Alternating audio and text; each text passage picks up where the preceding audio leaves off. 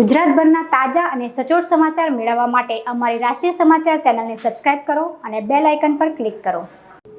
રાજ્ય ગૃહમંત્રી હર્ષ સંઘવીના પિતા રમેશચંદ્ર સંઘવીના નિધન બાદ આજે ઇન્ડોર સ્ટેડિયમમાં પ્રાર્થના સભા રાખવામાં આવી હતી, જેમાં મુખ્યમંત્રી ભૂપેન્દ્ર પટેલ હાજર રહ્યા હતા। કેન્દ્રીય જલશક્તિ મંત્રી સી.આર. પાટીલ સહિતના સ્થાનિક ધારાસભ્યો અને મંત્રીઓ પ્રાર્થના સભામાં હાજર રહ્યા હતા। વડાપ્રધાન નરેન્દ્ર મોદી, ગૃહમંત્રી અમિત શાહ, જૈન આચાર્યો દ્વારા શોક સંદેશ પાઠવવામાં આવ્યા હતા, જેનું વાંચન પણ કરવામાં આવ્યું હતું।